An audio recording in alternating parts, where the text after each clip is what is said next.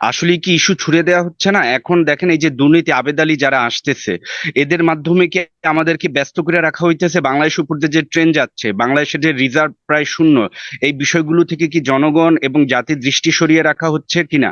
তো আমাদের এখন ভারতের বিরুদ্ধে যারা, অখণ্ড ভারতের বিরুদ্ধে বোল্ড ভোকাল ছিল, এক মামুনুল হক আল্লামা, তাকে সিরাজউদ্দৌলার মতো মেয়ে দিয়ে ফাঁসানো হলো। দুই, নুরুল হক নূর, তাকেও এখন ইসরায়েল ইস্যু দিয়ে ফাঁসানো হলো। এই জায়গায় আমি একটা কোট আনকোট করে যাই, যে হামাস প্রতিষ্ঠার সময়ও ইসরায়েলের মোসাদের সাথে হামাস প্রধানের মিটিং হয়েছিল। এর মানে Hamas is not the ally of Mossad. এখন আমাদেরকে মোরালি যারা এন্টি ইন্ডিয়া প্রাইম ভোকাল, তাদেরকে ডিস্ট্রয় করে দেওয়া হলো। তবে আওয়ামী লীগ এখন বাংলাদেশের একটা কম্বল হয়ে গেছে ভাই। আওয়ামী লীগের যেমন সারা বাংলাদেশের কম্বল হয়ে গেছে, কম্বলের পশম বাঁচলে যেমন কিছু থাকে না, আওয়ামী লীগের পুরাটা শরীর এখন কম্বল হয়ে গেছে। এই যে আমরা সরকার যে একটার পর একটা ইস্যু দিয়ে যাচ্ছে, এই সরকার যে এখন কুঠার ইস্যুটা দিল, এটা তো এই সরকারই তো ভারতের কোঠায় আছে। এই সরকার কি বাংলাদেশের জনগণের ভোট নিয়ে ক্ষমতায় আছে? এই ওকে, সরকার আছে জি, ভারতীয় কোঠায়।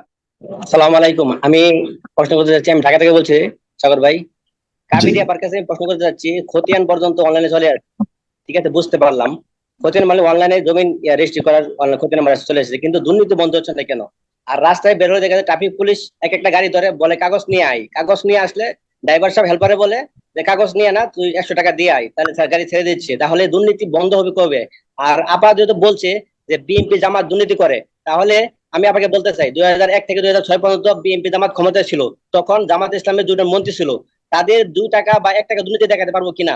ওনার কাছে আমার প্রশ্ন, এটা রেখে যাচ্ছি আমি প্রশ্ন। উনি উত্তর, উনি আমার উত্তরটা আশা করি উত্তরটা দিবেন উনি, জি, যে ধন্যবাদ জামাত জনাব ইসলামের দুজন এমপি মন্ত্রী রনি। ছিল, তাদের কি দুর্নীতি ছিল কিনা? আর তারা যে দুর্নীতি করতেছে, তারা দুর্নীতিকে সায় দিচ্ছে, তারা কি দুর্নীতিকে তারা বৈধ দিচ্ছে, না তাদেরকে আসমানও হয়ে আসছে যে দুর্নীতি করতে হবে, দুর্নীতি পরায়ণ হিসাবে দেশকে একবারে এই দেউলিয়া করে প্রশ্নটা দিচ্ছে করেছেন, দুর্নীতি। প্রশ্নটা করেছেন, বুঝতে পেরেছি। জনাব এমডি রনি কোথা থেকে বলছেন? এস দ্য পিপলের সম্মানিত সঞ্চালক সাগর ভাই সহ আলোচকদের আমার সালাম, আসসালামু আলাইকুম। হুম। আসলে আমাদের যে একটার পর একটা ইস্যু দিয়ে যাচ্ছে, আমরা এটা খাচ্ছি, এজন্যই চালিয়ে যাচ্ছে। কিন্তু তাদের যেটা করণীয় সেটা তারা করে যাচ্ছে।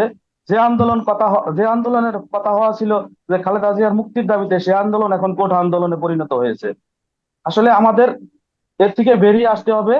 একটা জিনিস আমি সাগর ভাই ছোট্ট একটা কথা বলি। আমি ভারতের 6 মাস, ভারতের নির্বাচনের 6 মাস আগে পার্লামেন্টে একজন পশ্চিমবঙ্গের একজন নেত্রী ছিলেন, মহুয়া মৈত্র। তাকে হুম। 6 মাস আগে সাসপেন্ড করা হয়েছিল। সে পার্লামেন্টে দাঁড়ায় বলছিল যে আমি নালা নর্দমা গ্রামে গঞ্জে যেখানে যাওয়া লাগে যাবো, তবুও আমি বিজেপি কে শ্মশানে তুইলা ছাড়বো। এইরকম একজন প্রতিবাদী লোক নাই। আজকে ডাক্তার ফয়জল ভাইয়ের কাছে আমার প্রশ্ন, এই যে আমরা সরকার যে একটার পর একটা ইস্যু দিয়ে যাচ্ছে, এই সরকার যে এখন কুঠার ইস্যুটা দিল, এটা তো এই সরকারই তো ভারতের কোঠায় আছে। এই সরকার কি বাংলাদেশের জনগণের ভোট নিয়ে ক্ষমতায় আছে? এই ওকে, সরকার আছে জি। ভারতীয় কোঠায়। আপনি বলতে চাচ্ছেন যে ইস্যু দিয়েছে সেই ইস্যুতে আপনি আছেন বা বিরোধী দলরা আছে। আপনাকে ধন্যবাদ এই জনাব সরকারই আছে জাহাঙ্গীর আলম। ভারতীয় কোঠায়। এখন যে কোঠার বিষয়টা, জি, এই জি, বিষয়টা আপনাকে নিয়ে ধন্যবাদ, কেন আমরা আপনাকে ধন্যবাদ মাতামাতি করছি? জনাব জাহাঙ্গীর ধন্যবাদ আলম। সাগর ভাই, আসসালামু আলাইকুম। জনাব জাহাঙ্গীর আলম। সালামু আলাইকুম রহমতুল্লাহ। সাগর ভাই, আপনাকে ধন্যবাদ, আপনার প্যানেলের সকল অতিথিদেরকে ধন্যবাদ এবং সালাম। আসসালামু আলাইকুম রহমতুল্লাহ। আমার একজন বোন আছে আপনার অনুষ্ঠানে, কবরিয়াফা। হুম। উনি ওসি প্রদীপকে নিয়ে অনেক কথা বলছে। ওই জন্য এই জন্য ওনাকে আমি অত্যন্ত ভালোবাসি। তবে আওয়ামী লীগ এখন বাংলাদেশের একটা কম্বল হয়ে গেছে ভাই। আওয়ামী লীগের যেমন সারা বাংলাদেশের কম্বল হয়ে গেছে, কম্বলের পশম বাঁচলে যেমন কিছু থাকে না, আওয়ামী লীগের পুরাটা শরীর এখন কম্বল হয়ে গেছে। আর কবরিয়াফা লাইফে আসি কথা বলছে, কিন্তু আমার মনে হয় যদি আমরা কেউ হতাম তাহলে এই কম্বল হয়ে লাইফে আমরা আসতাম না। আর আমি ডক্টর ফয়জল ফয়জল ভাইয়ের কাছে আমার প্রশ্ন, যে আওয়ামী লীগ এতটা ইস্যু নিয়ে আপনাদেরকে এতবার, যে এখন আবার কোটাকে আপনার এটা একটা এই মানে কোনো ইস্যু ছিল না, এটার আদালতের উপরে ঘাড় করে এখন আবার একটা ইস্যু বানাইছে। এটা বানাইছে আপনার এই দুর্নীতিবাজদেরকে আড়াল করার জন্য, এবং ভারত থেকে যে করিডোর ট্রেন আসতেছে ওটাকে আড়াল করার জন্য। এবং সাবেক প্রধানমন্ত্রী বেগম খালেদা জিয়া জি, যে আপনাকে অসুস্থতার, ধন্যবাদ, আপনার সময় শেষ। জনাব আজহার হোসেন তালুকদার, প্লিজ। জি। আসসালামু আলাইকুম রহমতুল্লাহ। অনেক হুম। ধন্যবাদ আমাকে শুরু করে দেওয়ার জন্য। আমি সরাসরি প্রশ্ন রাখতে চাই সম্মানিত আলোচক মিসেস কাবেরীর কাছে। হুম। সেটা হলো, উনি বলছেন জিরো টলারেন্স। তো এই আমরা সাধারণ মানুষের পক্ষ থেকে হুম। জিরো টলারেন্সের সংজ্ঞাটা জানতে চাই, হোয়াটস দ্য ডেফিনেশন। আর জিরো টলারেন্স উনি বললেন 18 সালে আমাদের ম্যানিফেস্টোতে ছিল। তো এখন যেহেতু ভোট নাই, আমরা ম্যানিফেস্টো পড়ি না, আগে পড়তাম। তো এখন জানলাম যে ওই ম্যানিফেস্টোতে ছিল।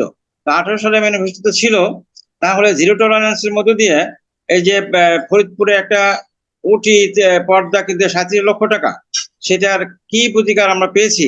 তারপরে রূপপুরে যে বালিশ কেলেঙ্কারি এইরকম ভাবে যে হাজারোটা বেরিয়ে আসছে, সেটার কোনটা আমরা প্রতিকার পেয়েছি সেটা দরকার জানাবেন।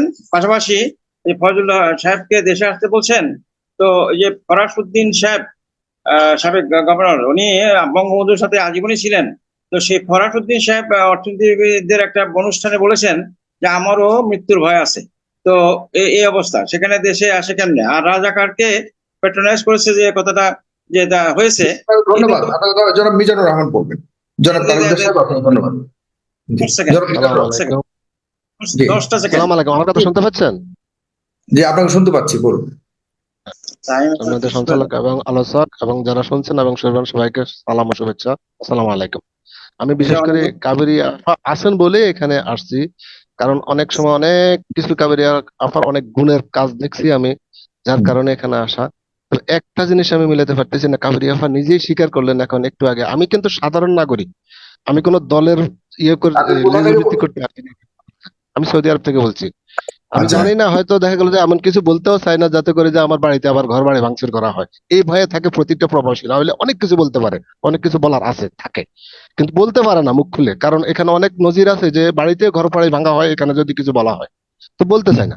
তো এইটুকু বলি, কাবেরী আফার যে কথার মধ্যে কন্ট্রোভার্সি এইটুকু দেখলাম যে যে ওনারা ওনাদের এমপিএ, আমি বলি যে রাজাকার বানাকার বিএনপির বানাক বা যে কেউ বানাক, কিন্তু ওনাদের এমপিএ প্রভাব খাটিয়ে জামাতের বা চেয়ারম্যান বানাইছে। এখন চিন্তা করেন, আমি বলি যে ভোট দিবে জনগণ, চেয়ারম্যান হবে প্রার্থী, এমপি বানাবে কেন?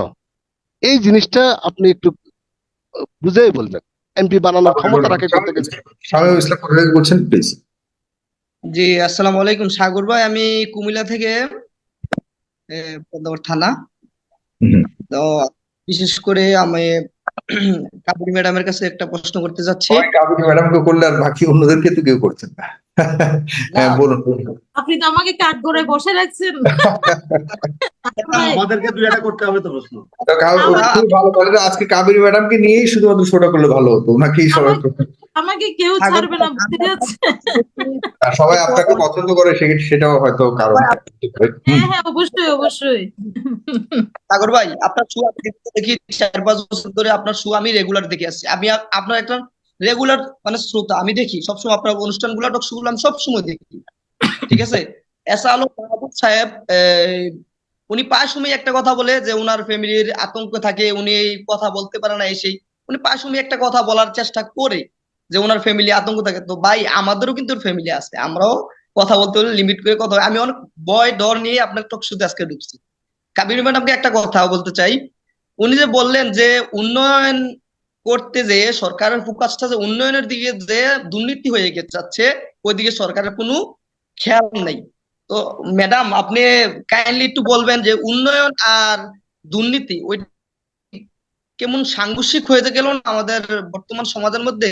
আর সাগর ভাই, আমি একটা যে যে কথাটা করার জন্য আমি বিশেষ করে আমি আপনার টক শুধু একটা বিশেষ যেটা বলার জন্য ঢুকেছে ওটা আগে বলা উচিত ছিল, পরে টানটা 10 সেকেন্ড, প্লিজ প্লিজ। সাগর ভাই শুনেন, আমি একটা নিম্ন ব্যবসায়িক, আমি ক্ষুদ্র একটা বাজারে ব্যবসা করি, ছোটখাটো একটা ব্যবসা করি। আজকে আমাদের বাজারে সাগর ভাই করলার কেজি 180 টাকা। সাগর ভাই, এগুলো নিয়ে আপনারা কথা বলেন না, আমি দেখতে পেয়েছি অনেকদিন যাবত। ভাই, পেঁয়াজের কেজি 100 টাকা। ভাই, মানুষ কি খাবে? আলুর কেজি 70 টাকা। সাগর ভাই, প্লিজ এটা নিয়ে একটা টক শো করেন, আপনার কাছে আমার রিকোয়েস্ট। না, আপনারা তো এটা নিয়ে তো কথা আপনারা শুনতেও চান না, আপনারা তো আবেদ আলীর কথা শুনতে চান। যেটা শুনতে চান সেটা তো করতে হবে, উপায় তো নাই। আমি যদি এখন পেঁয়াজের নিয়ে আলাপ করি তো বলবেন যে আপনার কোনো কাজ নাই, আপনি আবেদ আলী নিয়ে কথা বলেন না, প্রবলেম হয়ে গেছে আমাদের। কোনটা যে আপনারা চান কোনটা চান না। ভাই, আমরা পাচার করতে পারি না ভাই, আমাদের পেটে খানা নাই ভাই। আর ওই কোটি কোটি টাকা ওনারা বানিয়ে নিয়ে যাচ্ছে, দুর্নীতি দুর্নীতি। ওকে, ফাইন। সরকার এত কিছু করতে পারে, ও করতে পারে না। আসসালামু আলাইকুম ভাই। ধন্যবাদ। প্রিয় দর্শক, আপনারা অনুষ্ঠানটিকে শেয়ার করবেন যদি ভালো লাগে। আপনাদের কমেন্ট বক্সে আপনাদের মতামত। জনাব ইশতিয়াক আহমেদ রয়ে গেছেন, আপনাকে দিয়ে শেষ করছি আজকের দর্শক পর্ব। জনাব ইশতিয়াক আহমেদ বলুন। আসসালামু আলাইকুম। জি, নমস্কার। ভাই, আমি যেটা বলবো যে যে এক দর্শক অলরেডি বলেছেন যে ইস্যু ছুড়ে দেওয়া হচ্ছে। আসলে কি ইস্যু ছুড়ে দেওয়া হচ্ছে না? এখন দেখেন এই যে দুর্নীতি আবেদ আলী যারা আসতেছে, এদের মাধ্যমে কি আমাদেরকে ব্যস্ত করে রাখা হইতেছে? বাংলাদেশ উপর দিয়ে যে ট্রেন যাচ্ছে, বাংলাদেশের যে রিজার্ভ প্রায় শূন্য, এই বিষয়গুলো থেকে কি জনগণ এবং জাতির দৃষ্টি সরিয়ে রাখা হচ্ছে কিনা? ডক্টর ফয়জুল হক স্যার যদি বলতেন। আরেকটা বিষয় হচ্ছে যে যে মোদি 21 সালে বাংলাদেশে আসার পর আমার একটা প্রশ্ন, আমি যদি আলোচক নই, তারপর আমার একটা খুব জানবার ইচ্ছে, মানে সরকারই কি আপনাদেরকে নির্ধারণ করে দিবে যে আপনার কোনটা নিয়ে ব্যস্ত থাকবেন, কোনটা নিয়ে? তাহলে আপনাদের এখানে সফলতা কোথায় একটু জানতে পারি? সরকার যেটা করবে এটার মধ্যে যদি আপনারা থাকেন, তাহলে আপনারা এখানে সরকারকে দোষ দেবেন না। বরং আপনারা যদি ব্যস্ত রাখতেন মানুষকে, তখন এরা সরকার বরং এটার উপরে করতো, টানাটানি করতো, একটা টানাটানি পর্যায়ে। আপনারা সবসময় এসে বলেন সরকার ইস্যু বানিয়েছে, তো ইস্যুতে আপনারা নামছেন, আপনারা ইস্যু বানান, আপনারা ইস্যু বানিয়ে মানুষকে আপনাদের পাশে নেন, সরকারকে কেন এখানে আপনারা দায় দিচ্ছেন? এটা আমার মানে কমন একটা সেন্স থেকে প্রশ্ন আসে, জানি না। ঠিক আছে, বলুন। হ্যাঁ, তাইলে আমি একটু সংক্ষিপ্ত উত্তর দিই যে আমি যখন ইন্টারমিডিয়েটে পড়তাম তখন সাইকোলজিতে একটা কথা ছিল, উদ্দীপক প্রতিক্রিয়া। আপনাকে উদ্দীপক দেয়াই হবে এরকম যে আপনি প্রতিক্রিয়া দিতে বাধ্য হবেন, এখানে কিছু করার নেই।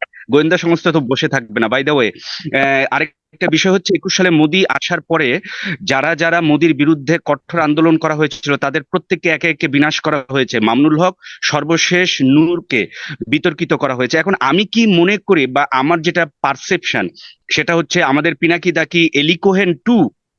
আমাদের পিনাকি দা কি তাহলে কোনো স্যাবোটাজার? আমি কিন্তু তাকে এখন সন্দেহ করি। আমি জি, ধন্যবাদ। সাগর ভাই এইটার আনসারটা একটু দিয়ে যাই, আপনি যদি অ্যালাউ করেন। আমি এরকম মানে আমি এটা বুঝিনি। আরেকটু না, বলবেন উনি আরেকটু বিস্তারিত, মানে স্যাবোটাজার বলতে কি হঠাৎ করে এই প্রসঙ্গটি আপনি আনলেন করে? আজকে তো এইসব নিয়ে কথা হচ্ছে না। তারপরে আপনি যেহেতু বলেছেন, কি ব্যাপারটা আপনি কি বলতে চাচ্ছেন স্পষ্টভাবে? উনি তো দায়িত্ব পালন করছে। এলি কোহেনের হিস্ট্রিটা 1900 এলি কোহেন আমাদের মাঝে মিশেছিল, বা ইন্ডিয়ার গোয়েন্দাও আমাদের পাকিস্তানে মিশেছিল, এবং আপনার বর্তমান যে গোয়েন্দা প্রধান, যে উনিও পাকিস্তানে মুসলিম বেশি ছিলেন। তো আমাদের এখন ভারতের বিরুদ্ধে যারা অখণ্ড ভারতের বিরুদ্ধে বোল্ড ভোকাল ছিল, এক মামুনুল হক আল্লামা, তাকে সিরাজউদ্দৌলার মতো মেয়ে দিয়ে ফাঁসানো হলো। দুই, নুরুল হক নূর, তাকেও এখন ইসরায়েল ইস্যু দিয়ে ফাঁসানো হলো। এই জায়গায় আমি একটা কোট আনকোট করে যাই যে হামাস প্রতিষ্ঠার সময়ও ইসরায়েলের মোসাদের সাথে হামাস প্রধানের মিটিং হয়েছিল। এর মানে Hamas is not the ally of Mossad. এখন আমাদেরকে মোরালি যারা এন্টি ইন্ডিয়া প্রাইম ভোকাল, তাদেরকে ডিস্ট্রয় করে দেওয়া হলো। আমার প্রশ্ন ফজলুল হক ভাইয়ের কাছে, আপনার কি মনে হয় না পিনাকি স্যাবোটাজার, এলি কোহেন 2? আপনার কি মনে হয় না যে এখন ভারতের বিরুদ্ধে কথা বলার মতো আর কেউ রইলো না? আসসালামু আলাইকুম।